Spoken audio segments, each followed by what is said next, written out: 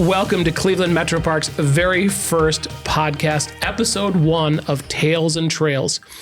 You know, when I think about the 107 years of Cleveland Metroparks, and I think back to William Stinchcomb and how progressive he was and the thought process that he used to really capture the very first 3 acres, and now we've grown to almost 25,000 acres. We continue to find ways to reach audiences, whether you're a wildlife lover, whether you've got family interests in nature, whether you're out using one of our recreation facilities as our golf courses. This is really a very unique opportunity for you to spend about 20 minutes and pick something up about Cleveland Metroparks. And I thought there was no better way to kind of introduce the very first Tales and Trails podcast than to have Bruce Rinker, the longest serving current commissioner, one of 3, to be our guest. And so welcome, Bruce, to the first podcast. Thank you. Good to be here. We've had our little trials and tribulations to get it going, but we're really kind of pumped to be able to share some kind of content. And, you know, Bruce, I couldn't ask for a better park commissioner. His legacy really is unmatched. His time served, his Careful service, how you say that. yes, his service to the public is really unparalleled. When I think of the time he spent with Mayfield Village as a council person, and then really talking about his tenure as a mayor, and now 14 years with the Cleveland Metroparks, Bruce, talk about what it means to be in public service, and then kind of overlay that into what it means to be a commissioner, like one of 3, literally guiding this park district to the next century of stewardship. Well, thank you for the introduction. That's kind of a hard question to answer. I think a long time ago, I got involved almost by accident in Mayfield Village government. And Mayfield Village is a small town, 3,500 people. I think we even count 4-legged critters. And it just kind of progressed from there. And interestingly, from my standpoint, with North Chagrin Reservation being approximately a quarter of the acreage, the corporate acreage of Mayfield Village, we always had that close connection in one way. But another way, it was an opportunity for me to see how in our village we could find a better way to improve quality of life. And because it's a small village, it's a part-time job. I used to joke it was a full-time, part-time job. I was able to get more of a hands-on feel for government that really can be effective. And that's really what kept me going all that time. So for me, the public service was a lot of the satisfaction in finding ways to use the resources that we had just to better everyone's lot in life. It was very rewarding. Talk about the long game, though. When you and I have talked, I mean, we've been together almost the entire time, 14 plus years. When you talk about, you know, strategy, and you talk about the cohesiveness of how the park district, you know, currently runs, you know, how long does it take to get some of these projects going, and the satisfaction of and then the interaction back and forth and the interplay between governments and you know, municipalities? Well, you find that the best laid plans are never what you end up with. And you see it definitely with Metroparks. I had to learn kind of as I went along, but I came to recognize that if you persevere, if you're patient, you keep your eye on the prize, eventually you can accomplish things. And I think that was the most important lesson for me, that you have to find ways. I mean, a political system, there's always a give and take, sometimes more take than give. But at the end of the day, if you find a message, I think, that resonates, you get public support, which is critical. And then you just become, I think, much more aware of the kinds of things that you can accomplish, that they're worth achieving. And so you just go about and you work at it. Talk to me about William Stinchcomb. If he were here today, in your eyes, what would he say? What do you think he would say about what's followed his tenure here as the longest serving executive of this organization? His original, you know, boulevard model. You think of Mayor Tom Johnson. You think of the Olmsteads. What would he say if he landed in South Chagrin Reservation today?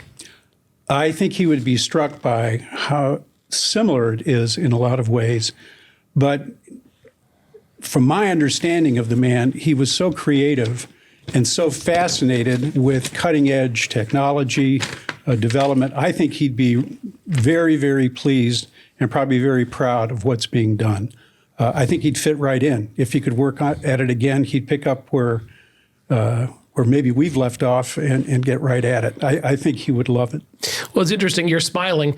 There are very few pictures where our founder actually smiled. He had such a kind of stern and dedicated look. A self-taught engineer, kind of worked his way through of where the park district kind of laid.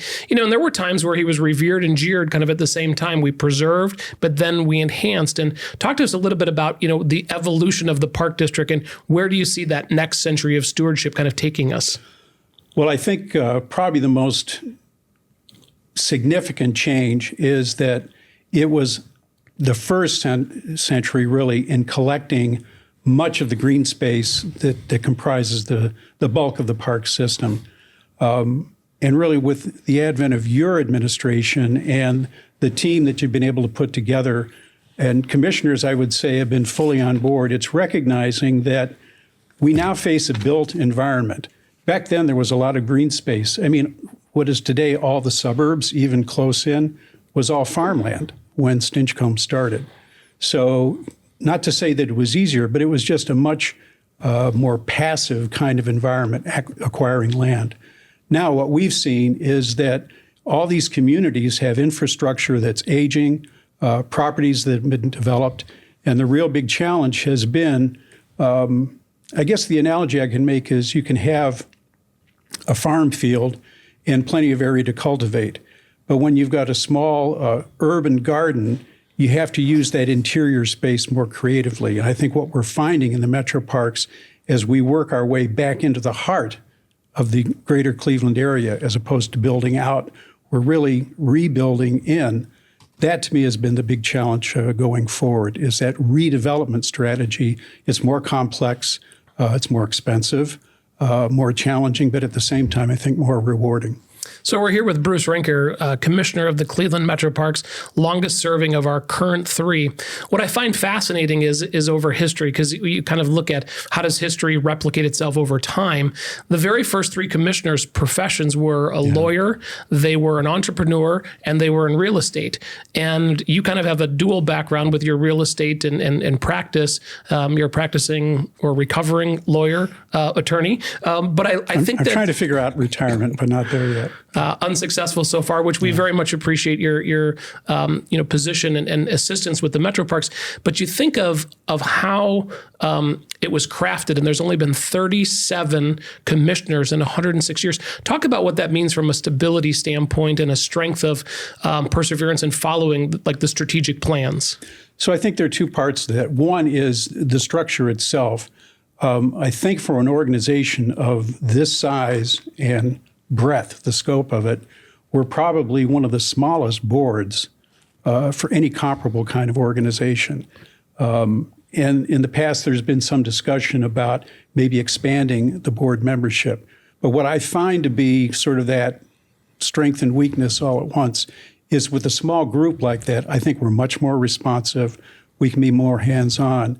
And in terms of policy and programming and just pursuing goals and achieving them, I think it's made us a more nimble organization. So I think that's very important. And then the other is, in Ohio, we've talked about this. Ohio is what's known as home rule, which is every municipality basically is its own fiefdom. And in Cuyahoga County, you have 60. You look at Franklin County, I think there are 2.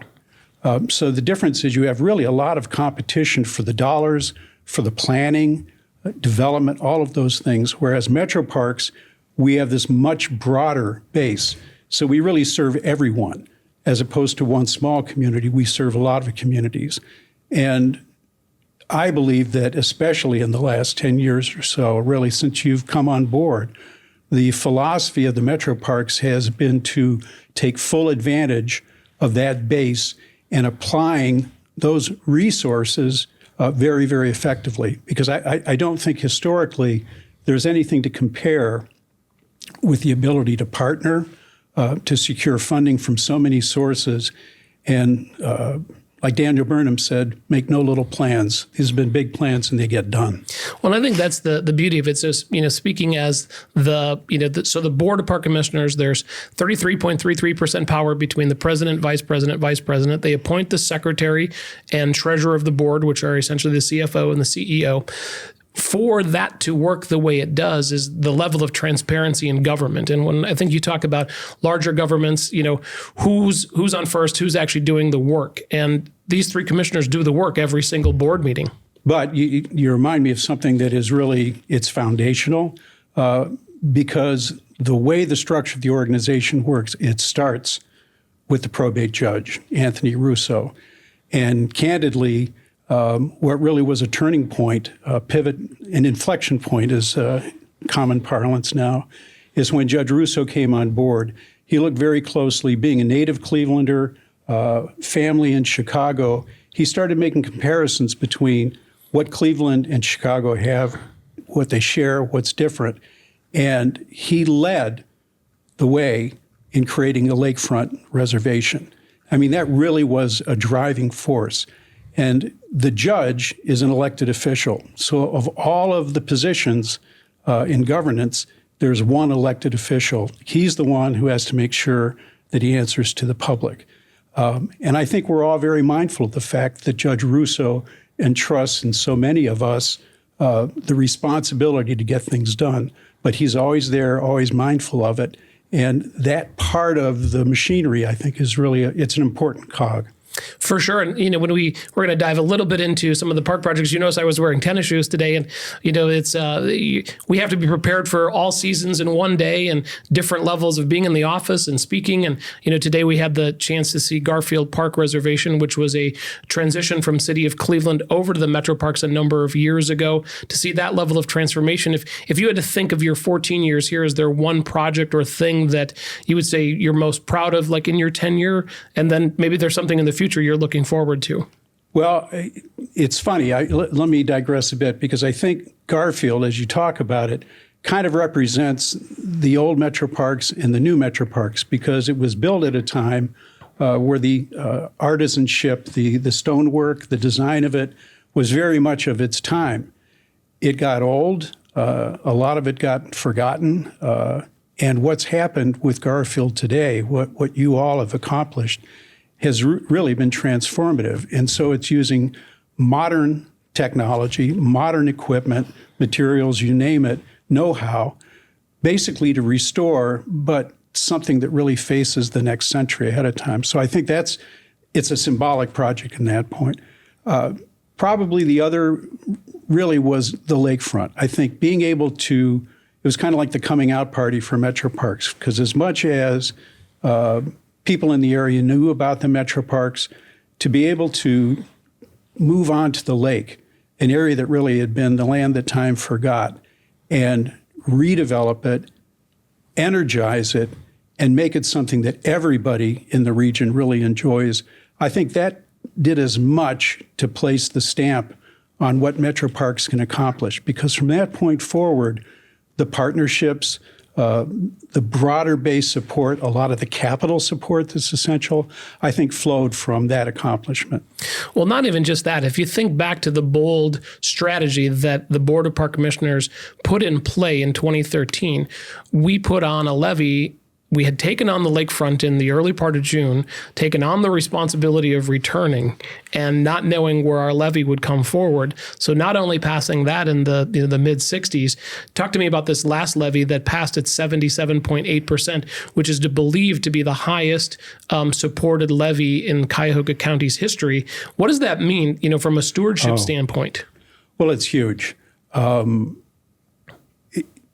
I think that what it reflects is that there isn't a person who works in the Metroparks that isn't supremely conscious of satisfying public needs. But people's expectations, I think, are shown in that kind of support.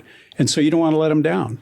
I think we all feel that way. So it's very, very gratifying, but it's also sobering and a reminder that your success really depends upon the public's appreciation of that success. Well, and that's not lost on any of the team members to see the guidance of the three commissioner model, which is very transparent. We talk about how we do our books and how we do our meetings, all open to the public. Our checkbook has been online for over 2 decades. Yeah. We really are very transparent in how we do things. And we think of that like next century of stewardship. It's truly, we're kind of awestruck that we're here for this period of time, and we're shepherding that next level of stewardship. And so whether it's coming from the 3-year-old that picks up a tadpole, or whether it's the 13-year-old that's on the zip line, we are really here to inspire conservation, education, and recreation, as this kind of like total system concept. So with us again is Bruce Rinker, Commissioner of Cleveland Metroparks. He is the very first guest of our Tales and Trails. And any parting thoughts as we kind of wrap this up here? Well, we have a couple of questions out of many, I know, from the community, but let me put these to you. So the first one is, can you tell us an unknown or obscure fact about the history of Metroparks or about one of the reservations? I don't know if it's obscure, but I think of William Stinchcomb's and the intentionality of how he created the very first park district model. We are one of the few that actually retain the city of kind of founding. But interesting enough, we weren't founded. Actually, the enabling legislation came with the help of City of Euclid. So that was actually the municipality that helped support the enabling. I did not know that. The enabling legislation. So I think that's a kind of an interesting fact. And William Stinchcomb was our first recorded volunteer. We have now more than 6,000 plus volunteers across both sides of things. So I think that's pretty unique. I think it's also unique the Metroparks hold and host the tallest waterfall in Cuyahoga County at Mill Creek Falls. And we actually have the tallest point in Cuyahoga County out at our Seneca Golf Course. So two of really cool, unique facts about the Metroparks. And, I'm just reminded of the special place that it is. And it meets so many people, where it's needed at the time. I think of COVID, and I don't know what people would have done without the park district. That's a fact. That's a fact. So what is the plan to connect underserved regions going forward? The value proposition of what I talked about in the podcast, the 8-year-8, that's not just, 3 numbers. It's really about intentionally what the Board of Park Commissioners and the leadership have done. When you think of the towpath, I think of the Metroparks really were kind of a voyeur. We were kind of watching the process, and it really wasn't pushing and enabling it. And the Park Commissioner said, no, we want to become a voting member, which really started to lead and march our way towards the lakefront. So the culmination of bringing the lakefront forward, the bikeways and others. And I will say it's kind of this ready now model. When I came to town in 2010, there was a lot of projects that were kind of in the hopper, in the ingredient phase. We came and we started to get them moving in a different way. And now we are so focused, this past week we broke ground on East 9th to East 55th, which will then connect 55th to 72nd, 72nd to MLK, and all the way into the cultural institutions. That's another way that we're working to kind of fix the sins of the past. When you look at plowing freeways through where railroads through and the way these neighborhoods have been bifurcated, it's really been a challenge. And, Bruce, your work over in Mayfield, you've got Som Center Road. Hello, how do you navigate some of those things? And sometimes it takes time. We're very blessed that Senator Sherrod Brown brought $19.5 million to the Cleveland Metroparks, the largest federal grant in our entire 107-year history.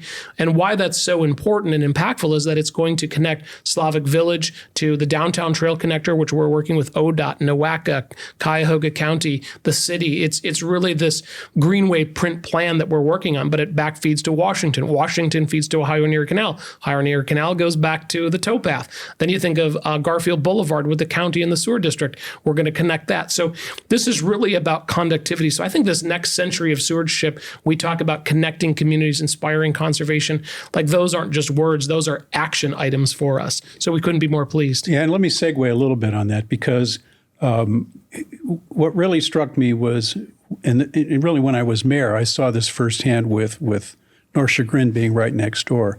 I think that the first century almost of stewardship looked to truly a conservative role to play.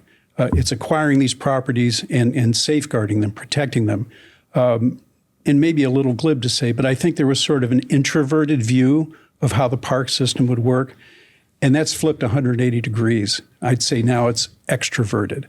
And by putting yourself out there in all these communities with other organizations, that risk taking, I think, has created ultimately a very successful formula, which is when people see you're willing to come into their neighborhood, to come into their community, to serve a much broader base, you can draw more resources from that base. I just don't think the partnerships that we see today were at all even envisioned even 20 years ago. And that to me has been huge in being able to keep moving forward.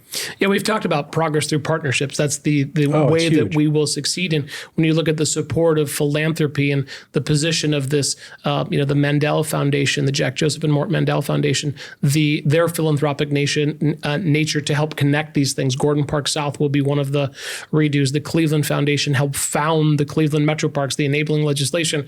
We are deeply rooted in philanthropy here, so we're truly blessed. So I've got one other thing to quick add. Bruce, talk to me about your very first job that you may or may not have been fired from, and how did that come full circle? Oh, you rat. So I worked at a summer job between my law school years, a little country club called Hawthorne Valley, and had a certain contretemps with one of the important members. There are those who know that sometimes I'm just pretty good at sticking my foot in my mouth. And anyway, that was my first and only time being fired from a job. And then fast forward, we now own the land that the country club was on. It wasn't a matter of getting back at anybody, but I think it is one of those little ironies. It is an irony, but it's full circle, and it was just one of those very unique opportunities to kind of pivot back. So again, Bruce Rinker, Commissioner, Cleveland Metroparks, is our guest for the very first Tales and Trails podcast. We thank you so much for your time, talent, and treasures of giving back to this wonderful community, and we look forward to the podcast coming forward in the future. Thank you so much. Thank you.